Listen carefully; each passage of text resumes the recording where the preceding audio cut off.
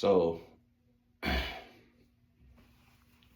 I've been lately these past couple of days, I'm working on a 90-day program. Um, it'll be released soon. It's a 90-day program that's based upon opening your spiritual awareness. Some might, refer to that as their third eye, but opening your spiritual awareness to its innate ability. It's in three sections, three 30-day sections. And I'm actually in the middle of the program right now.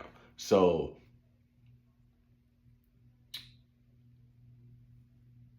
once I complete the whole program, then it's already in the book. Then I'm gonna release it, and y'all can, But I can't be a fool if I can't be a lame, a fake. I gotta go through and actually make sure the product that I'm giving y'all is actually working rather than just trying to get some money. You know what I'm saying? So I'm making sure that this is solid, and I'm grateful that I can do that because I have funds to do so. You know what I'm saying? I have funds and I have money coming from other places. So very grateful for that. Shout out to my ancestors. But truth be told, it's time for me to level up. It's time for me to take that next step when it comes to manifesting or creating the life that I desire to create. And that's going to cause me to have to bring in um, death, transformation, aka birth.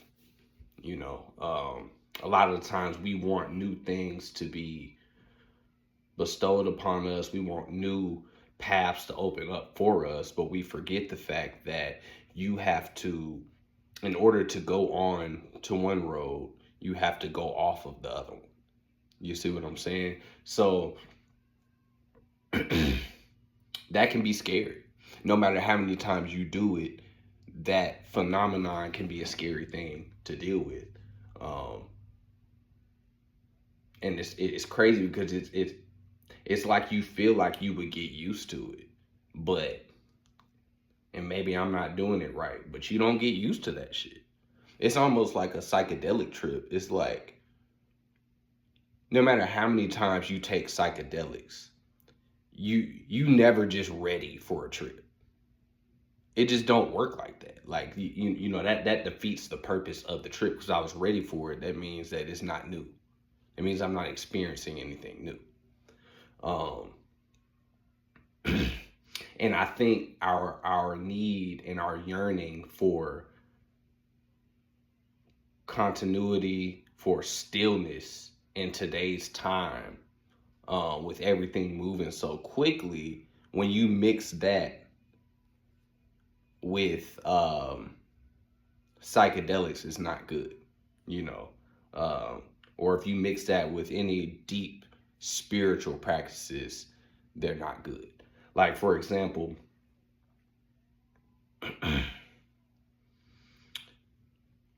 I was chasing spirituality for years, chasing spirituality. And spirituality is a lot like a woman. And spiritual insights and they're a lot like a woman. They are feminine in nature. And just like a woman, they're not going to respond to pressure. Now, yeah, the pressure might work sometimes, but it's not going to continuously work for you, and it's not going to be something that's going to allow you to establish constant access to that pussy. It's just not. You know what I'm saying? So, like, you might get it one time, you might get it twice. But in order for you to develop a relationship, if you see something that you want to be a part of your spiritual reality or your physical reality, for a long period of time or for eternity, you have to open up the side of you that can convince that entity that they're better off with you in their life. So we got to remember that everything we do has spirits. Everything we do. This phone has a spirit. I have a spirit. This mango that I'm finna eat has a spirit. You see what I'm saying? This colored pencil has a spirit. Even not just tangible things have spirits, like concepts, they have spirits. So when we move into the space of starting to deal with these concepts like they have personalities, we deal with these concepts like they actually have a say-so in what goes on in our growth, then it removes us from this kind of keeping up with the Joneses, always trying to feel like you have to be the one in control of everything. That comes from this false perception that God is almighty, omnipotent, all controlling, all blah, blah, blah. That's false. That's just a fear mongering thing, because if God was just all in control of anything, then you wouldn't have a choice whether or not if you wanted to keep watching this video or cut it the hell off. You don't even have to keep living. You can kill yourself right now. You know what I'm saying? So it's like the whole idea of God being in control is just false. And because a lot of us got into spirituality and we're trying to be not the most high, but the demiurge, and what we, when we were still in religion, what we thought God was. And that is a incompetent motherfucker, a micromanaging motherfucker. You know what I'm saying? So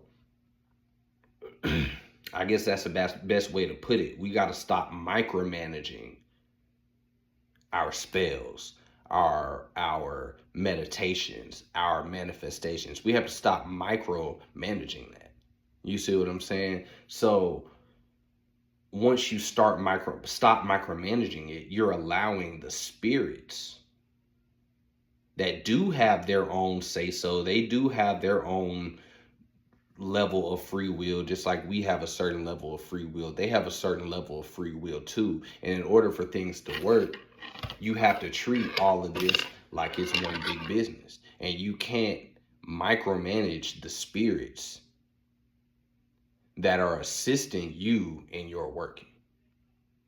You just can't do it.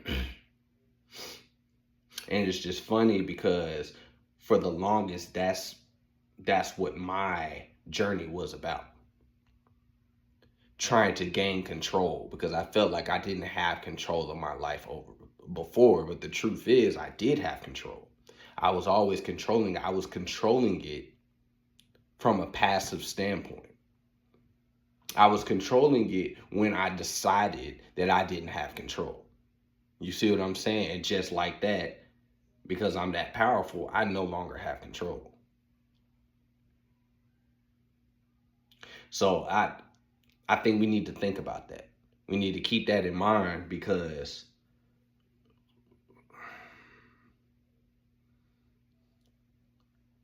the shit gets old. I'm gonna be real with you. You gonna burn yourself out trying to control something. You gonna burn yourself the same way that, like, I'm gonna keep comparing it to women. If you're a man and you got women in your life, you trying to make sure that they being faithful and you all in it, you're just manifesting and you're pushing her to go fuck with another nigga. If you're dealing with money, you dealing with love, these are entities and these are spirits, and they have to want to deal with you as well. Now, your good news is they do want to this. Two Robins right there. That's definitely a message. I'll tap in on that later.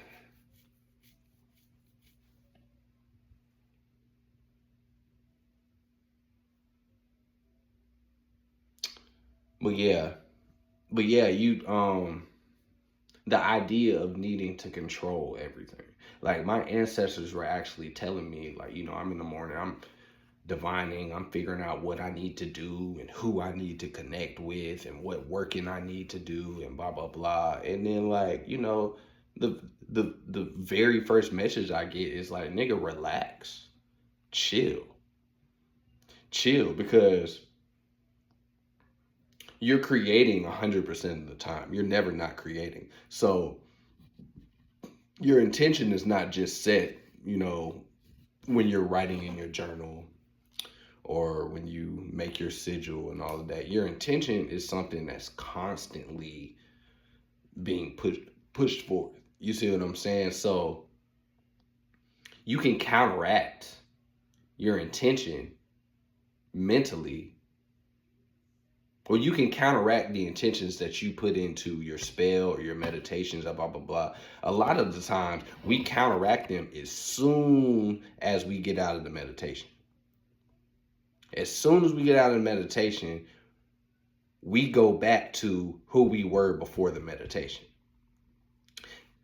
Same problem with psychedelics. You might take a psychedelic trip and you getting all of these insights and blah blah blah, but there's a part of you that wants to come back down.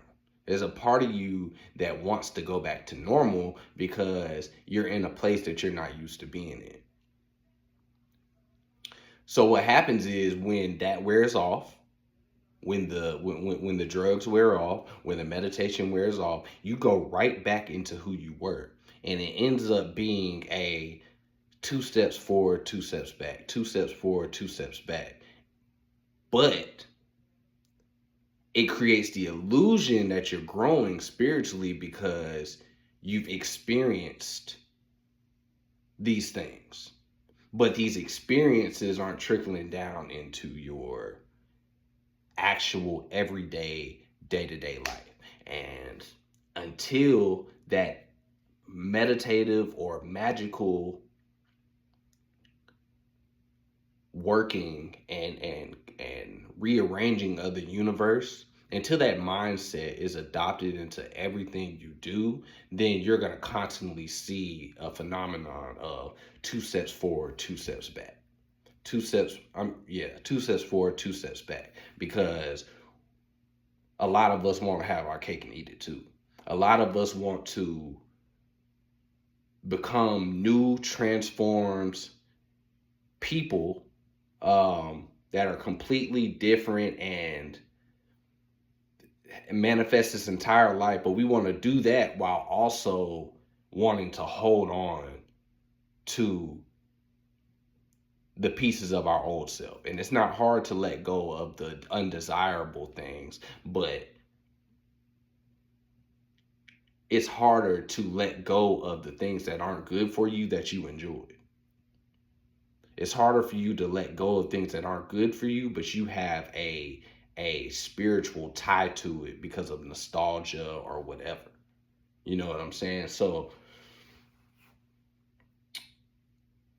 we have to get in our minds that there is going to be change. And oftentimes it's the biggest change that you don't want to make. That's the change that's really going to give you the result that you want to, but you're so scared of the death. So bringing back psychedelics into it, every time you go on these psychedelic trips, you're experiencing death, and that's why you don't get used to it, because you're legitimately experiencing death or doth. I've gotten that download in complete understanding that you go straight to the doth with psychedelics. You go straight to the dot, or what they would call the abyss in the Kabbalistic system. You go straight there, and it's known that the doth is a place of knowledge. So you come back egotistical. You come back thinking that you're better than everybody. You come back self-centered, blah blah blah, this, that, and the third. But because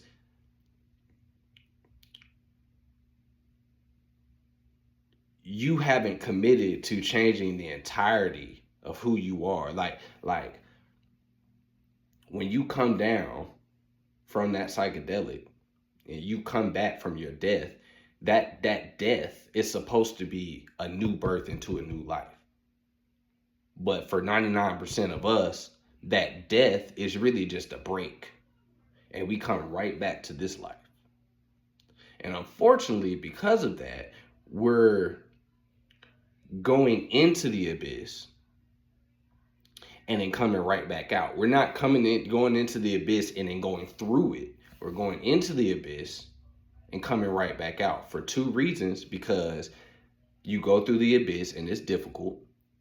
And you like, bro, I could just turn around and go back. Two, there's a part of you that feels like your existence, your ego feels like it will no longer exist. And your ego has a good way of making you feel like it is all of you, and you will no longer exist once you cross over that abyss to the crown. So you have a underlying feeling of death, even though intuitively you know that death isn't real and there's always blah blah blah, and like not intuitively, theoretically you know that, but when it comes time to actually die, it's difficult. I remember when I graduated from college and I just hated saying goodbye. I knew it was coming, but I hated saying goodbye. You know what I'm saying? It was to the point where I was just so torn up. I was so upset that that era of my life was over. It wasn't even anything about like anything in particular. It was really just fear that the next era of my life is going to be, one, not as fulfilling. Two, I'm not going to have any memories from this last life. And once you get here, you figure out that another life forms, just like that life that you clung so hard to. You had to let go of a life before that. Now, does death always have to be a tragic process? No, it doesn't. And do I have all of the answers to how to make this death process not be a tragic process? No, I do not. I do not have those. All I can say is, from what I've seen, death is something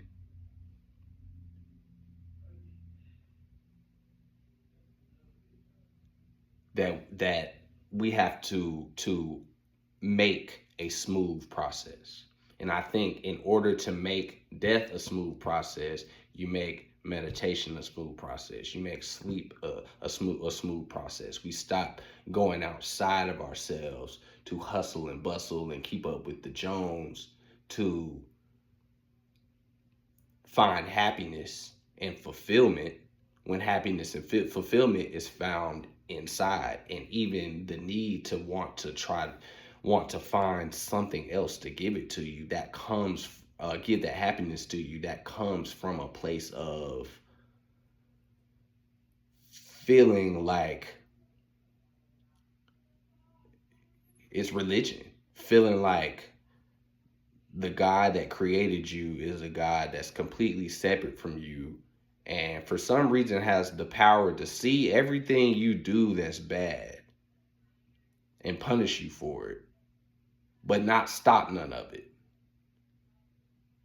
You see what I'm saying? Or but like punishes you every time you do something bad, but when you do something good, that don't really mean nothing. Like when you think about it, this it's funny when you talk about it.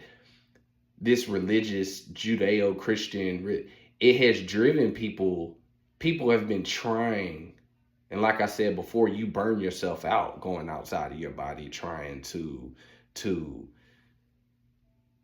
find something that you can't find. And eventually people say, all right, bruh, I'm fucked either way. Everything I do is a sin. Everything I do is a sin. So when I sin, I get punished. When I do something good, I don't I don't get rewarded. And that's because of, we all know, like I said, theoretically, that you're the one that's punishing and rewarding you. But something about that spirit has you feeling like you're only in deserving of punishment and not of reward.